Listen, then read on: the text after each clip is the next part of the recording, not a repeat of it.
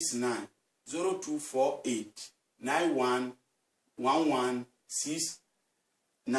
Enti number amala show me di jujuma no wo frɛ so amenu wa na bedu nkomo e bia nkomo no bi wo ho mantime anka wo kasa fidie no so wo frɛ me a personal call no na matime ayeden a kyerɛkyerɛ mu mala show me ye juma pii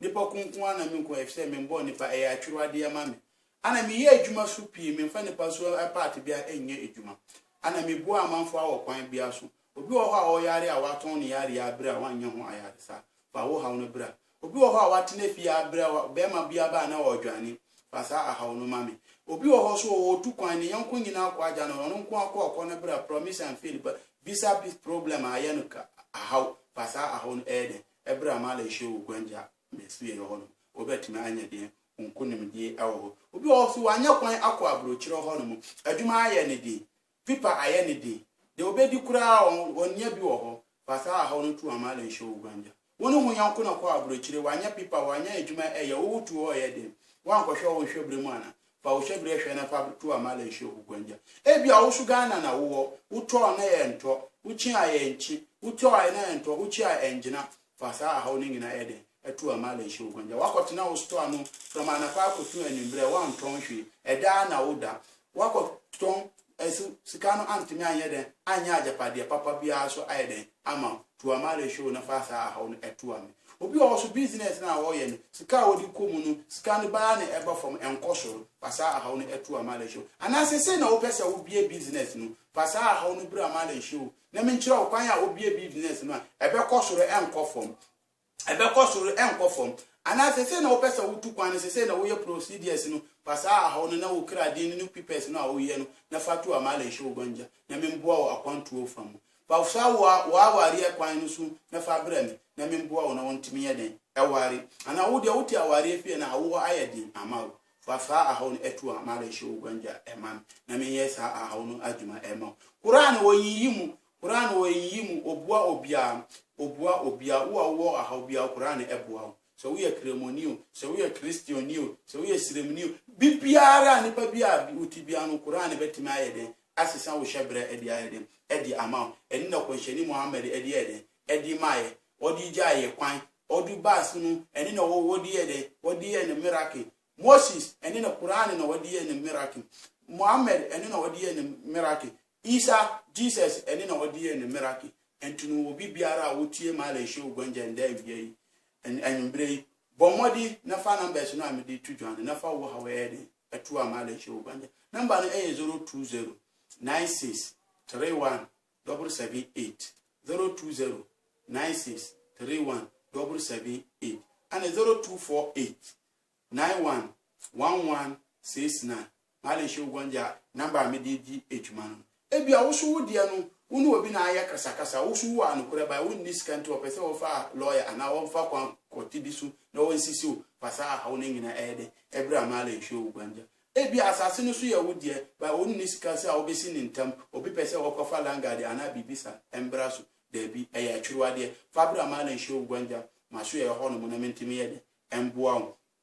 wo so atu kwan akọ abrochire eda aye fra nda wontimi ndasa debi as da yesu na wo so basa wa adwuma asai aka wosu aka woyawo fa wo ha wo nyina betu amala hye wo gwanja ebia wo so Ghana na wo ho obi biara aye basa ska kura no a wo be kitade akoye adwuma no ebi nno tu amala hye wo gwanja na memboa wo sika kwan tu amala hye wo gwanja na memboa wo awari kwan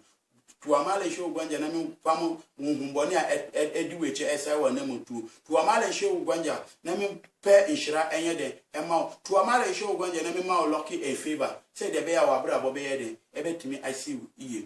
ebetimi asiu iye kontroponi na sina dance ni ewa abrochire mebekira otumi akurane ekita mebekira otumi akurane etimi ena mala hye wo so eye atiefo a monhwe wo kura we mu on se bibia ennim bibia so ennim no yen cancer bibia ennim no yen timi ma bibi enyede embam yebema bibi abamu insha Allah nyankopon tuminti nyankopon dimu awo Muhammad so dimu yebema bibia ede abamu ama atiefo ayede ehu wenu ayeye ni ye ama de omuhwe no ama won se wo Ghana na wo abrochire yebetimi ayesa ayede edi asoma ama eye jinnu su bebia no obesoma na onyede wonko jinnu obebia no Ewa motia ansana ewo jinnu. So what you mean? Rawhani aya different ansana motia so aya different. Anti mimi di rawhani no ene yeden aya me ejuma. Anyo motia na me di yeden. Edi motia. If say motia aya different, ene rawhani so aya different. So motia me. Nti obi biara otie mala ehwe ogwanja. Won hwe de mala ehwe o metimi aya akire omo pe mboa ana obi omo ahaw mu.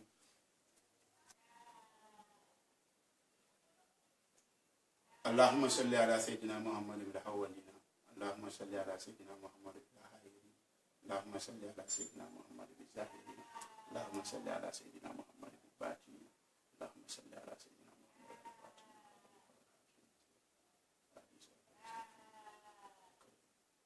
كن فيكون بامو اتيفو بيبيرا نوا uhwe na akwamo a wonya ana ukofe ne nkwan a wonya we nyankopon ana ma misa atumi we enye Ghana cedis USA dollars so mutimi etiefo enti wo a uhwe ma la nhwe hugwanja eni na meka kiro se Ghana kura na wo na wo pese ye bibise ema wo na wo mfa mbo ubra anya de edi sabro kiro so na wo na wo pese ye bibise ema wo na wo mfa mbo ubra enu so na anya de ayeden